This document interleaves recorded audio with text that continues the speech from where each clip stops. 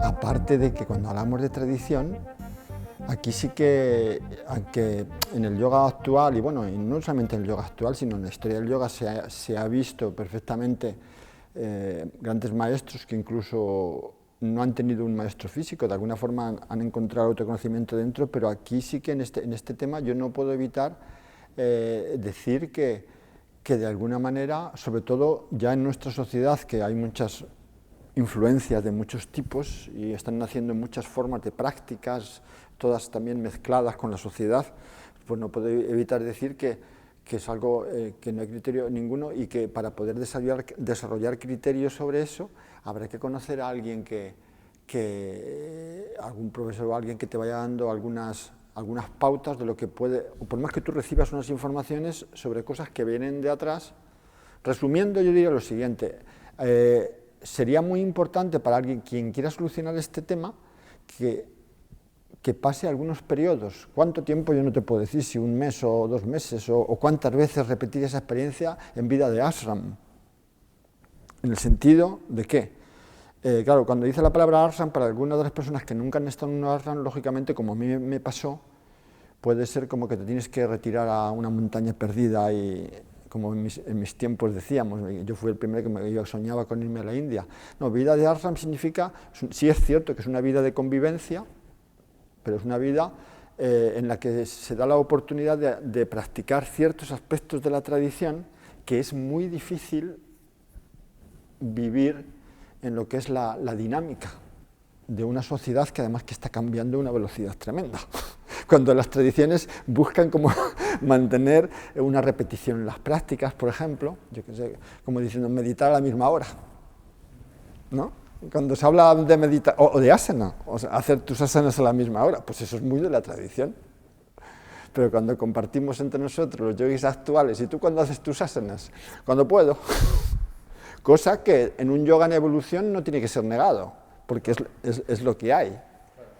Pero desde el punto de vista de la tradición, oye, pues tendrás que encontrar la posibilidad de ciertos aspectos. Yo siempre digo que el gran regalo de una escuela tradicional en la que yo he estado y que siempre de alguna forma lo intento mantener cuando hago alguna pequeña convivencia, es que lo que siempre tengo ahí como agradecimiento es la práctica combinada de 3 horas, que suele ser unas 3 horas, que lo hacemos en los residenciales también de la escuela, ¿verdad?, de pues meditación, un poco de mantra, asana, pranayama.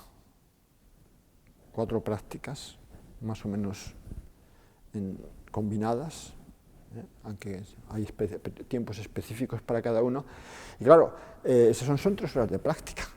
Pero es que además luego esas 3 horas de práctica están combinadas con un tipo de alimentación concreta. Y también luego, ¿qué hago a lo largo del día? O sea, una vida regulada a las 24 horas de una forma específica. Entonces, cosas de la tradición han sido transmitidas así. Entonces yo creo que para poder responder a esta pregunta, quien quiera realmente, un poco debería pasar por ¿cuánto? No lo sé, yo he estado 18 años, pero por supuesto, dice, cada uno podrá alcanzar su comprensión de diferentes maneras. Y además yo también sé, y lo suelo decir, y esto tiene que ver con las relaciones entre profesores y alumnos, cuánto tiempo necesito estar con un profesor, si muchos años o poco. Esto es un tema también que podría ser, para otra ocasión, un tema de conversación. Y yo siempre, claro, digo que depende mucho de nuestro sistema emocional, de nuestra autonomía, nuestra autoestima, nuestra confianza en nosotros mismos, cosas que nos pueden haber pasado en la educación, para ver cuánto tiempo, porque lógicamente cuando se está en un tipo de práctica de ashram, hasta cierto punto, estamos en un sistema de dependencia, no necesariamente negativa, pero claro, tienes que hacer exactamente lo que... Entonces hay un trabajo ahí que tiene que ver con la tradición. Hay una parte de la experiencia del yoga hacia la que se supone que vamos, que no se puede categorizar conceptualmente ni en tradición ni en evolución, y que ya las filosofías lo tratan, claro, porque es la parte de nosotros que no cambia, o como la filosofía Sankhya, que hablan de un estado del ser como que si el mundo no existiera, que son estados de conciencia, una vivencia, que yo tengo una vivencia interior donde sí, el mundo le percibo eso, pero al mismo tiempo algo de mí que está como libre del nacimiento, y que es muy subjetivo, por supuesto, porque en el momento que hablas de ello, dices, Swami, ¿cómo no me voy a morir si he nacido? Sí, pero ves ciertas conversaciones de ciertos maestros que rompían todos esos esquemas. Como dicen, no me preguntes cuántos años tengo, porque no he nacido. ¿Desde dónde te hablan? Claro, ese tipo de uso de las palabras, porque claro, es un uso de las palabras con una simbología diferente. Es decir, no he nacido.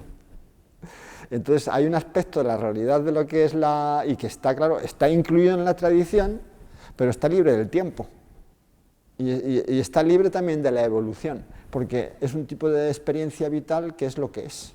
Dice, es lo que es en una dimensión, como diciendo, claro, estos son temas de reflexión, una dimensión que no le pertenece ni el tiempo ni el espacio. Muy difícil de explicar esto, porque la mente necesita, para hablar de algo, un aquí y una ahora, o sea, un tiempo y un espacio, y tiene que comparar con un futuro, con un pasado. Entonces hay una parte de todo esto que no le toca. ¿Y qué es lo que entonces podemos incluir del yoga en lo que llamamos evolución? Pues efectivamente muchas cosas. Pero todo yo lo resumo en que en las dimensiones del ser humano, que ya hablaba la filosofía Sankhya, de las dimensiones en el sentido de elementos importantes a investigar, desde lo sutil, llamo lo invisible, no en el sentido, bueno, los pensamientos no los vemos, pero están. Lo sutil es algo que asumes que está, pero que no es perceptible a nivel sensorial, ¿no? Quizás puede ser pensable, pero incluso puede haber algo sutil que no lo capte el pensamiento, y entonces aquí están las teorías físicas, ¿no? De las teorías actuales de la física, sobre que todo es vibración, todo la física cuántica, y que hay partes de la realidad en las que el pensamiento no puede entrar, porque el pensamiento ya es una dimensión de la realidad como estructurada, y hay dimensiones de la física del universo donde no hay estructura. Por lo tanto, ¿dónde está el pensamiento cuando las partículas del universo están como locas, ¿no? Bueno, según han demostrado con sus experimentos. Entonces, ¿qué es lo que podemos incluir en el concepto de evolución, yoga evolutivo? Pues todo lo que se va acercando a lo denso, de esos elementos, desde lo sutil. Claro, lo más denso es el cuerpo físico. Por lo tanto, en el entendimiento del cuerpo, en el desarrollo del conocimiento anatómico, el conocimiento de las enfermedades, el conocimiento de la relación, por ejemplo, entre la respiración y las emociones. Son cosas que estudia el yoga y, por supuesto, la psicología y otros campos. Pues, por supuesto que hay una evolución tremenda, hasta el punto que yo cuando enseño, cuando hablo de pranayamas y de ejercicios de respiración, porque estudiamos los libros clásicos de hace varios siglos, y les digo, mira, aquí hay, como dice, 7, 8 o 10 ejercicios de respiración, y yo te puedo, porque es mi labor como profesor, darte una secuencia para que practiques y esto, pero te puedo asegurar que tú acabarás construyendo tus propios ejercicios respiratorios. ¿En qué sentido? ¿En que vas a hacer algo en que eres más sabio que ellos? No, en que adaptarás esas partes que están evolucionando en ti, porque la sociedad es diferente y las formas de respirar son muy diferentes según la forma de vida que llevamos. Yo respiro muy diferente cuando estoy trabajando en el huerto a cuando estoy en la bicicleta del ayuntamiento. Entonces, de la misma manera, con mi cuerpo también, cuando ejecuto mis asanas, cuando hago mi preparación, todo eso está evolucionando maravillosamente, claro, y nuestra escuela pues está contribuyendo mucho a nuevas posibilidades, y de que lo que hemos recibido más o menos fijo tiene muchas posibilidades. Y es ahí donde hay mucha evolución. Y también hay mucha evolución, lógicamente, en el uso del yoga del sonido. El yoga del sonido nos ha dado el yoga del sonido, el yoga de los mantras, el yoga de la música, que son prácticas. Hay, claro, mucha evolución porque hay mucha creatividad. Entonces, y ante todo, como resumir todo esto, practicar yoga es conectarte con la energía creativa. Energía creativa que es inherente a ti, inherente a la vida. La energía creativa, bueno, pues toma varios nombres en lo que es la simbología de las filosofías, en el Sankhya, Prakriti. en el Vedanta se asocia al poder de Maya, pues no nos metemos en esto. En el Vedanta, Shakti, en el tantrismo, diferentes filosofías que están hablando en el Hatha Yoga se habla de Kundalini también, o sea, son palabras, conceptos que están aludiendo a que descubras tus potenciales creativos. Igual que un artista que compone canciones o un pintor va expandiendo su creatividad, pues el yogi, claro, se conecta con... conectarnos es reconocer, en realidad la energía está ahí siempre, la forma es como la vives, ¿no? O sea, yo estoy creando ahora, pero ¿desde dónde estoy creando? ¿Desde una mecánica o un automatismo o desde una sensibilidad, una conciencia? Entonces, ver todo eso en tu práctica y por supuesto, si se puede expandir a la vida diaria, ¿qué va a hacer eso? Pues que el yoga está siempre potencialmente debe estar en evolución.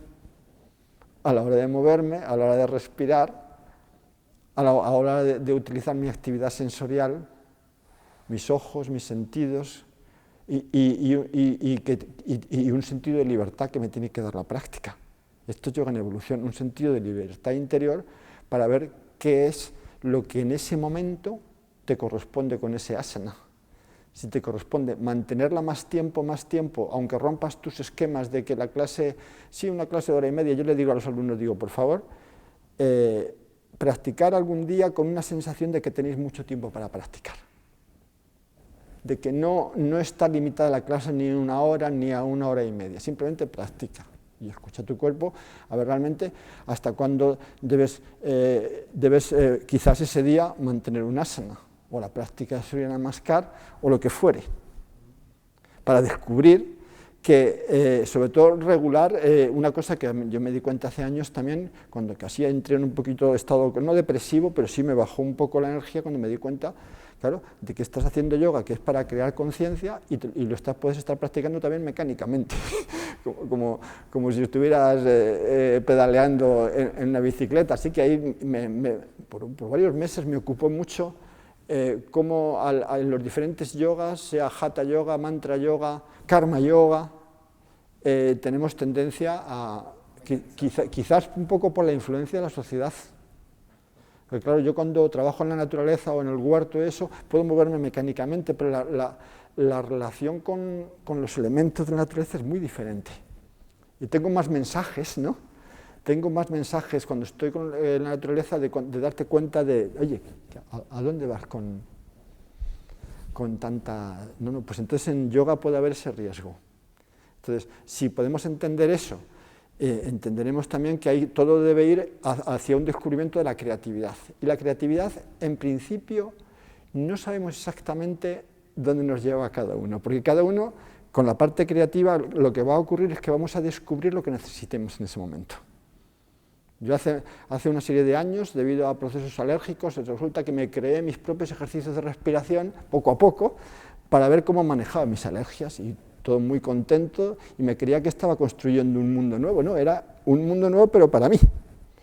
Y luego vi que, bueno, que podría ser útil o no, pero entonces cada uno iremos recibiendo lo que necesitemos, y eso forma parte de la adaptación que hagamos, o que tengamos profesores que nos abran esa puerta, no profesores más o menos dogmáticos que te digan esto es así, y si es así, y si no, no lo hagas, o como ocurría antiguamente, que decía, como cuando alguien iba a cantar, dice, tú no puedes cantar porque no tienes voz, no, tiene que haber posibilidades de todo tipo.